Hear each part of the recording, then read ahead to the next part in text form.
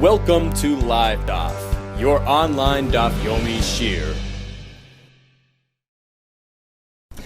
Shalom Aleichem, and welcome back to today's Daf Yomi BECHOROS Daf Chav Gimel. We are holding 9 lines from the top. Eisve, here comes another kasha from Abaye to Rabbi Yirmiyah, who presented a novel lesson yesterday. He says, even when Tumah is nullified, is batal b'roiv, such as the water inside that fish juice mix purchased from the Yam Ha'aretz, where the water element is susceptible to Tumah and is presumed to be in a state of Tumah due to the Yam Ha'aretz's general carelessness with matters of Tumah. So what are you meant to do with this fish juice mix? So you tap it into the mikveh, just in case the water element is the majority element of this mix, in which case the hashaka, the connection to the mikveh, nullifies its tumah. But on the account that the water element within it comprises only a minority, a small portion of this mix, so this mix is now not labeled as water. It's classified as fish juice, which is not susceptible to tumah, in which case the water within it is just bottled to that fish juice, and it presents no concern. But only temporarily, until you add more water. So if you toss this fish brine into a soup filled with water, then the two waters now join forces, they team up. And since they now comprise a significant portion of this mix, it's no longer a minority, so now the water wakes up, so to speak, the tumah wakes up. The tumah inherent in the water from the fish juice purchased from the Yam Ha'aretz, it reawakens, it comes back, and you have to reckon with it. That's a huge chiddush, that although the tumah was treated as batal, as nullified, but it's only a temporary status, pending reawakening, when he turns into a significant factor to reckon with. Eisvei, now comes another kasha that Abaye posted of Yirmiyah on his concept of chayzer v'neir, that tumah can now reawaken. For kosher, you have valid paraduma ashes, which can be used to purify a person. Shunusar beif mikla, it got mixed into other ashes. Mikla means ashes produced by just burning plain material, wood or whatever, which is not really suitable for the purpose of the so we know the halacha is that if one handles the ashes unnecessarily, just moves them around, touches them, it becomes tamei. So what's the status of this mix? Is it considered paraduma ashes, in which case it transmits that tumah, or is it just plain ashes, which are benign? It depends on the raiv. So the question is, V'iruba, Efa miklahu, loy metame. Well, if most of this mix is just plain ashes, it doesn't generate tumah. Why? V'amras tumah k'mad isedami. According to Rabbi Yirmiyah, even tumah, present in a minority element of a mix, is still somewhat there. So I agree, it's true, and he granted the b'magalei matame, if he touches this mix, it's not tamei. Rashi explains because each point of contact could be considered benign. We assume he's touching the majority element, the material which comprises the roiv, which is the benign ashes. Fine, so maga is not an issue. Need b'magalei matame, but litame b'maas, if he carries it, picks up this whole container with this mix, where inside this container there is valid ashes. So although to a certain extent it's batal to the roiv, that's regarding direct contact. So every point of contact is presumed to be benign. We assume, based on the roiv consideration, that he touched the benign material and he's safe. But when he picks up the entire mix as a single unit, inevitably, right within that unit, there is Efer Paradum, which is Metame. And that tumah is still somewhat active. It's still there. It's still generating tumah, so you should become tamei.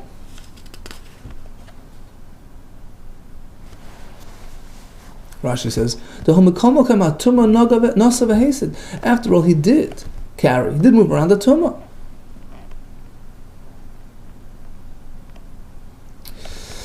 Says the Gemara, you're right, we have learned a pshat on this Mishnah in the name of Amar Rabbi Yisrael Chanina. You're 100% right. Tar Mulatame b'maga, Av Mulatame b'masa. This mix is not going to generate tumah through direct contact because presumably you've touched the innocent material, but if you carried it, you tummy exactly as you're telling me. Ask the Gemara another kasha. V'amar Rav Chizda. What about Rav Chizda's halacha? Nevela b'tel b'shchuta. You have a piece of nevela, a chunk of meat which is usher to eat and generates tumah from a dead animal, mixed into two chunks of meat, of kosher meat, of shchuta meat. So what's the status of this nevela piece? Is there going to be a tumah here? And Rashi explains, we're working with the concept of that in order to generate bittul, it has to be two different types of items. Min b'she'ein minai. Now, how do we determine what's considered a matching min and what's not? So Rav Chizda works with the majority, meaning, since the nevela, the one piece fell into two pieces of shchuta meat, we have to determine whether the shchuta is dissimilar to the nevela. And if it is, then you have two different types. Min b'she'ein minai, and it's batal. Okay, so you have a nevela falling into shchuta, nevela b'tel b'shchuta. How come? Because she'i efshar l'nevela, because the nevela, which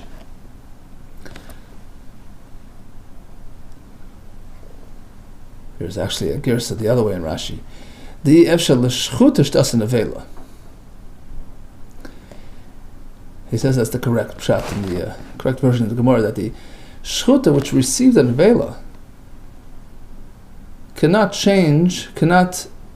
be converted, cannot change status and turn into nevela. It can't become tamei like a nevela, right? So shchuta can never become nevela. So there's a disparity between the two types. And again, according to Rav Chizda, the starting point is the roiv. Can the roiv change and turn into assume the status of the item that fell into them? In this case, you can't, right? Because the nevela has tumah, and the shchuta don't. Shchuta can never get tumah like the nevela, so they're so different than him, and therefore it's considered two separate,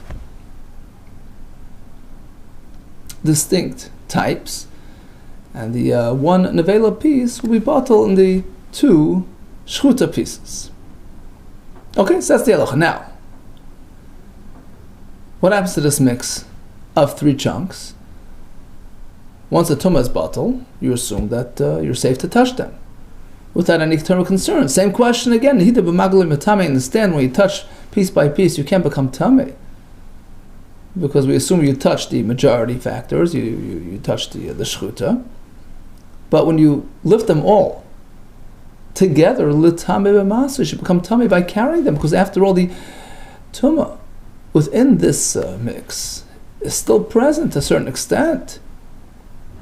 According to Yirmiyah, who holds that even after bittul, the tumah still exists. Amar lei. So Rav Dimi responds to Abaye, Atum b'der Rav Chizda masnisula. So, yeah, you attributed this halacha to Rav Chizda, hence your question, why, are we disregarding any tumah here, whether maga or masa, and that's your question. But the truth is, Anan, because Rav Chizda was an Amoira, he should have explained himself, he should have stipulated that for masa we still have a concern. He didn't, that was your question.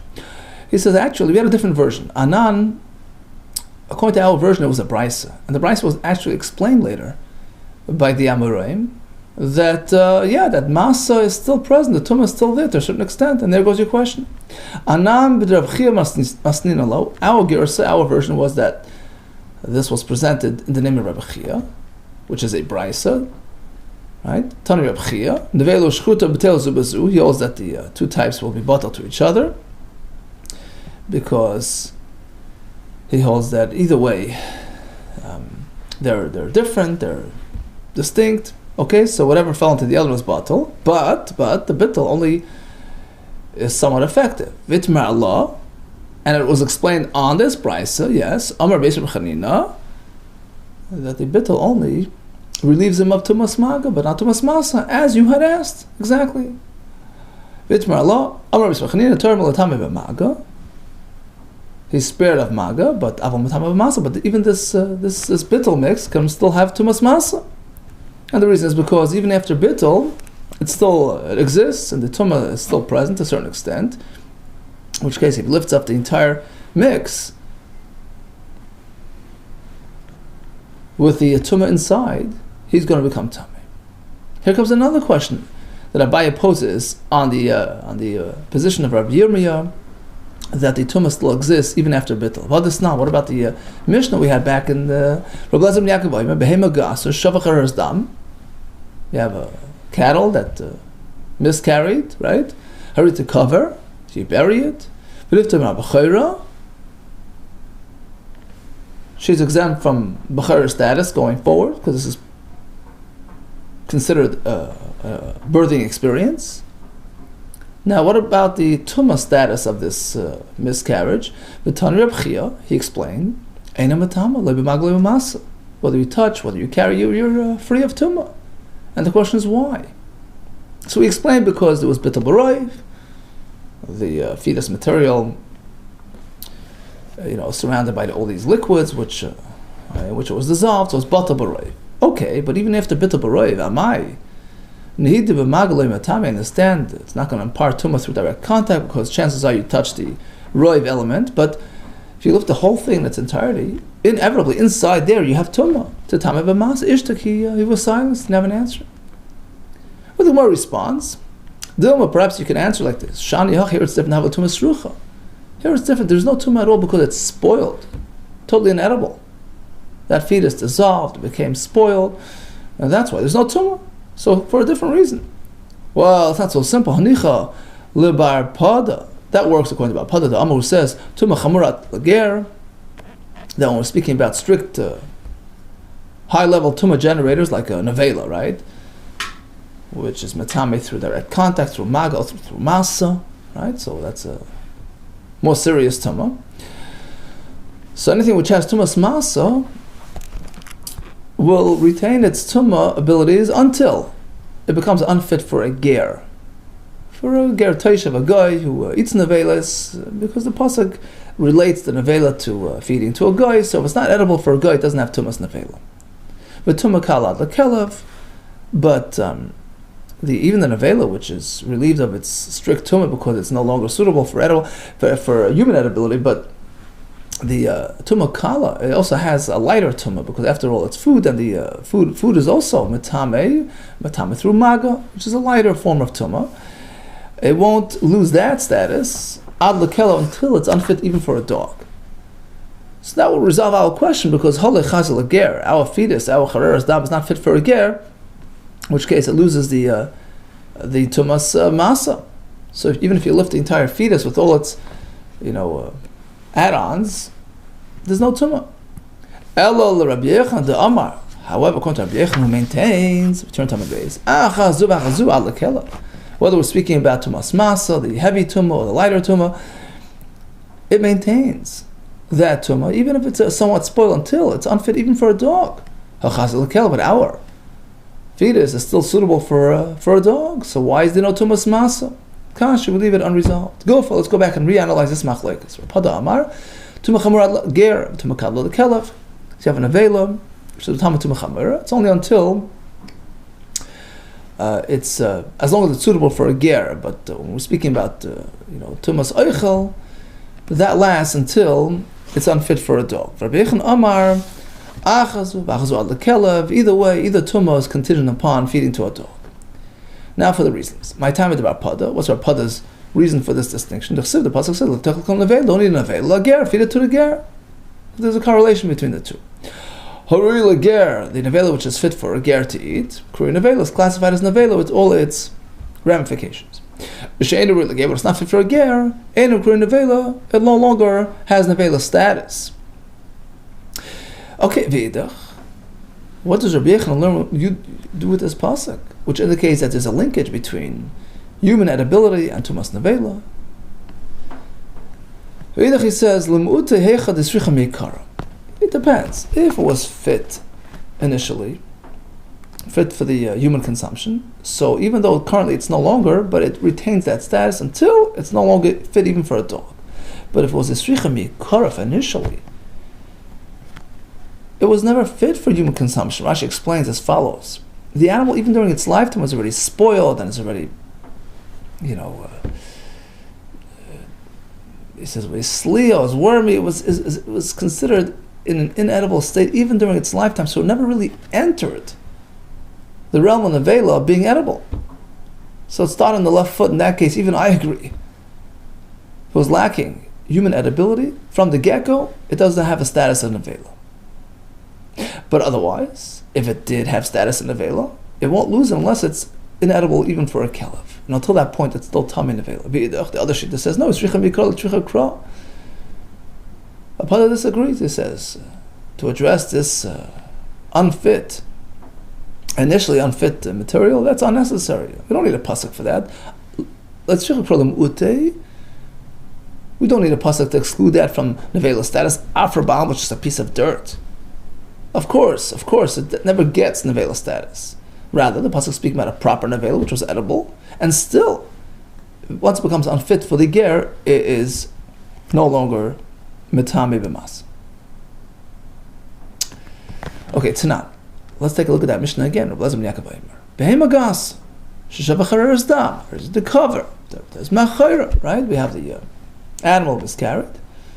We bury it to publicize the event so that people understand that it already gave birth and, it's exempt down the road. There's no tumah on this material. Why? It was because of bitul b'raiv that they gave it the status. Question. Why does Rabbi Yochanan have to resort to bitul b'raiv, which is sort of a side factor? There's a more core, central factor at play. It was never edible to begin with, in which case Rabbi Yochanan agrees. It doesn't have nevela status. Forget about bitul b'raiv. Typically, look, this entity, this failed, dissolved fetus, as it was emerging, as it was sort of being born, it was already unfit for consumption. In which case, even Rabbi Yochanan agrees, it doesn't get nevela status. Says the Gemara, hold it, not so quick. It did have suitability while it was still in the mother's stomach. And the Persian point out, apparently, it already had nevela status, even though it didn't have tumah, because it was an alive being, but technically it was classified as nevela. So it was classified as nevela while still edible.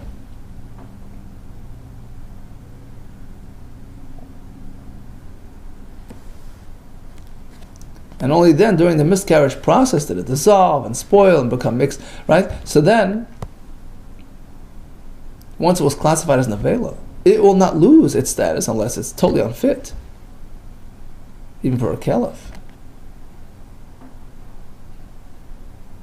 Which didn't happen in this case. So the only way to spare it of tumah is because of bitul b'raiv, because it got mixed into other materials and becomes nullified.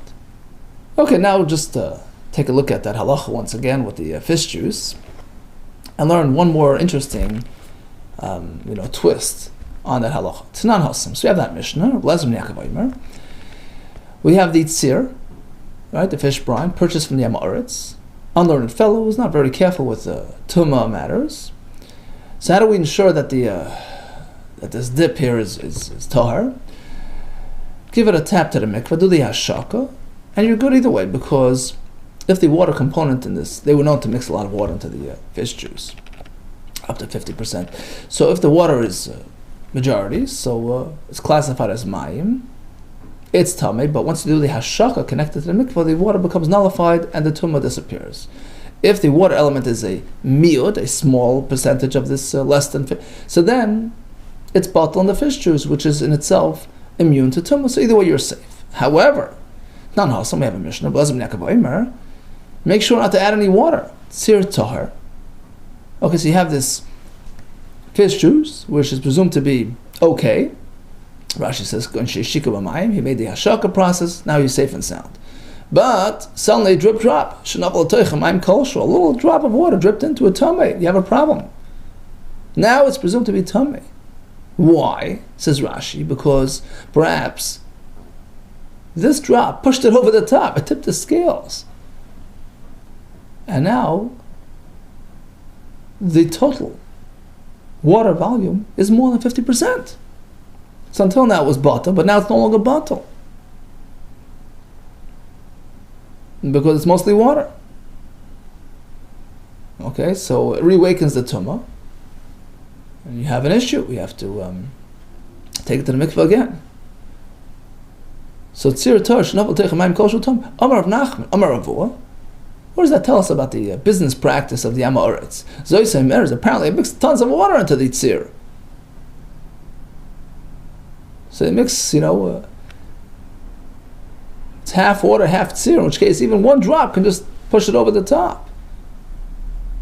Zoyse Meres, this leads us to a conclusion that the Amoritz were suspected of mixing in a significant amount of water into their tzir to, stretch it. And that explains our concern with the single droplet of water tipping the scale. Ask the Gemara, why do we have to resort to accusing them of mixing in 50%? Even if they're accused of doing a bit less than 50%, the same concern will apply because this extra droplet picks it up to 50%, which inhibits the bittul. Havali palgo. So it picks it up to 50-50. Havali palgo, so it's 50% water. Palgo bottle, 50% is not bottle. So it's Ma'imad Mechzer, you're right. We don't mean literally to prove that they contribute to 50%, equal, even. It means up to 50%. Perhaps it's a bit less than 50%. Ad Mechzer means up until, close to 50%, in which case the droplet of water pushed it over the top. Another way to learn is that, it's exactly as we said. They add 50%. And this droplet pushes it past 50% because any less would not present a concern. Because really the tumah applied to Amoritz material is only the Rabbanon, out of concern of their lack of stringency when dealing with foods and tumah, right? So that's only the Rabbanon. It's an unproven, right, assertion. And tumas mashkin is also the Rabbanon. The fact that mashkin could even become tumah is only the Rabbanon. So it's a double Rabbanon, a double mitigating factor, and therefore beru begaz Rabbanon. Rabbanon will only apply this tumah when it is confirmed, when you know that you have a majority of water, so that's the primary element, and but the palgo legazer Rabbanon. But when it's only 50-50, so the water element is not so pronounced, so they wouldn't apply a tumah in that case. So the concern here is only because, we assume this thing was 50-50 to begin with. And now when this droplet was imported, it pushed it over the top. And now the water comprises the majority element, in which case we're concerned about tumah. Okay, so in a nutshell, we had the Chiddush of Rabbi Yirmiyah, that tumah which became bottle can be reawakened under the right circumstances. We had many kashas which were answered, and then we went on to the interesting machlekes regarding the tumas nevela. How long does it last? How suitable, how edible does it have to be? All agreed that if it was unsuitable for human consumption to begin with, it would not have tumas nevela. But if it did have that ability and then became unsuitable, so according to Rabbi Yochanan, it will maintain the tumah until as long as it's still suitable even for a kelev, according to Rapada, it depends on human edibility. Says the Mishnah. Rabban Shimon Gamliel Eimer, Alakech behema menika milev gechav. A person purchases an animal, a goat, a nursing goat. Does that confirm that in fact she gave birth to this offspring? Or perhaps she's just adopting her friend's offspring and she's really hasn't really given birth, in which case the next time she does, it's her first time. How do we approach this? Okay, so he says, a person purchases a nursing goat from a guy. We're not concerned that perhaps she's nursing her friend's animal. It's hers, it's confirmed that she had given birth. And Rashi points out, there's really another factor at play. The fact is, she's nursing, period, which is unlikely if she hadn't given birth, but Rashi says there's a miut, small percentage of animals who do. So even if we should assume as such, but the fact is she's looking after a baby, and that's not going to happen if it's not hers. Rashi says, Vada, we don't say that she's looking after her friend's baby. The fact is she's mothering this, tending to this baby, it's hers. Now, Nichlas Tech Edrei. He enters his barn, he sees his herd of goats, and he notices some mafkiros. Mafkiros are the ones who had just given birth for the first time. Menikos, they're nursing their babies. And he has other ones who had given birth more than once. They're veterans, also nursing babies. So, certainly, number one, it's confirmed that they're all giving birth, as we just, explained. But the question is, who are they tending to? Is it confirmed that they're tending to their own animals, in which case, the first-timers' babies are bechor, and the veterans' babies are not? Or perhaps there was a mix-up, and they're tending to each other's babies. In which case, you have to give them all the status of a suffix. You don't know what's what. Which one's a bechor, which one's not. So again, Nichltach Edrei walks into his place. V'rosa mafkiros menikas, sees the first-timers nursing. V'she'en mafkiros menikas, and the veterans nursing. We're not concerned how they swapped the offspring. Shema b'na shalzu b'olait salzu, perhaps the son of this one went to be cared by the other one. Or Shema b'na shalzu b'olait salzu, or vice versa. No, each to his own. Amar of Nachman, he quotes Mishmei the Rav. Rav told us, Hilchas Abukuli Pirkin. If you look around the whole parak, many halachas discussed, and that's how we practice ourselves. That's the halacha that we adopt, halacha lamais. Except bar miplukt, except in a case of dispute. So this rule only applies to uncontested mishnayos, uncontested halachas. Amar of Sheshes, I'm not sure what Rav had in mind. I'm figuring kinayim v'shachav Rav, and Rav was dozing off. Amar lo Shmaiti, he said this statement. And the first one explained actually it wasn't meant to degrade Rav, just the opposite. Rav was known for his profound statements. This could not have possibly come at a sharp moment.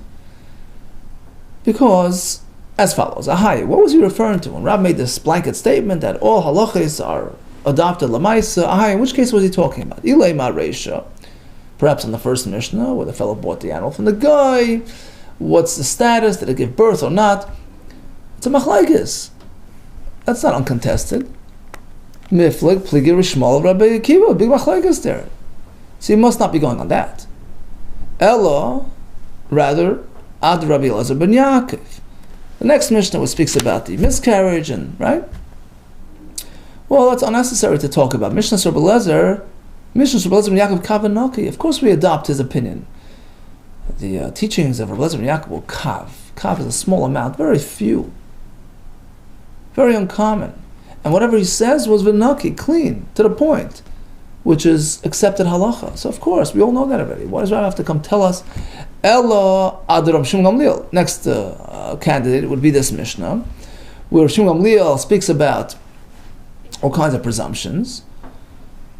So does he mean that we paskin like him? Well, it's not uncontested.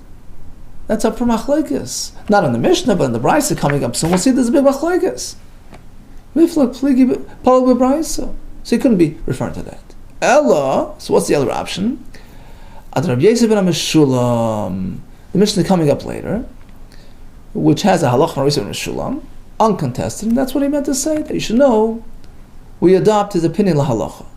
Well, that's unnecessary to speak of because Rav already told us that in a different statement. Ham Rav Chadazim, he already told us elsewhere. Dama Rav, Hilchasa, the halacha is Rav Yosef ben Meshulam. So it seems to be just a redundant statement. So Rav made two statements. First, that in general, we always paskin like the halachas in our parak, if it's uncontested. Then he had another statement, state number 2, that we paskin like Rav Meshulam. They're overlapping, it's redundant. Ella aser balmum. Oh, so perhaps the first statement, the blanket statement, was going on the hair of the balmum, which is a discussion later on. Well, again, that's up for dispute. That's not uncontested. Miflag pligira akavi ben malala and the rabbanon. So what's going on? Lo'ilam, you're right. Adra mishum gamliel. The first statement of Rav, that we adopt the uncontested halachas l'mais, that's going mishum gamliel, our Mishnah. And as to your question, don't we have a machlekes on that? Yeah, that's in the Brisa. But Kamashman Rav is telling us exactly that. The Brisa loy plukti. We don't reckon with the dispute in the Brisa. Since it wasn't brought in the Mishnah, it's unauthoritative. We don't reckon with it. We consider it like an uncontested shita, and that's how we run with it. Loy plukti. Says the Gemara. Okay, now let's go the other way. Once we have Rav's first statement that any uncontested halacha in this parak is to be applied lamaisa, so then why that second statement? We'll turn to the next page. Halacha Rav ben Meshulam lamali. Why do you have to tell us that we pass Rav ben Meshulam, which is just another instance of an uncontested halacha? Why that lamali? Says the Gemara, it was meant to clarify things. You see, if only from that first statement that we paskin like the halachas in this parak, well, without adding the second statement, I would think that the first statement is actually going on Rav Yosef ben Meshulam. Why does he sort of say it like that instead of just saying we paskin Rav Yosef? Why does he say, well, like the whole parak?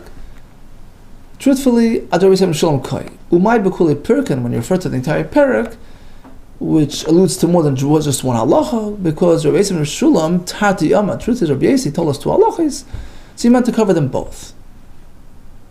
But he was not going on our Mishnah of Rav Shimon Gamliel because uplukta the brisa plukta, because the machlokes and the brisa is actually valid. So Rav Shimon Gamliel's halacha in our Mishnah is not uncontested. So he wasn't referring to that. That's what I would think. That's what required Rav to come and make 2 statements to dispel any misconception. Ashmina, that's what he told us in his second statement. Look at Rabbi Yossi. Okay, so that's taken care of. That's addressed. So apparently the first statement that we paskin, like the entire parak when it's uncontested, is coming to teach us, La Ashmina, to teach us that the Rabba Nishim Amliel Kai is going on Shimon Amliel's halacha, that if the goat's nursing, we presume it's hers, and to point out that it's really uncontested. Plukti the price, la plukti, we don't have to reckon with the machlokes in the price, it's unauthoritative. Fact is, in the Mishnah, it's presented as a single opinion, uncontested, that's how we paskin. Okay, all the best to you, and atzlach.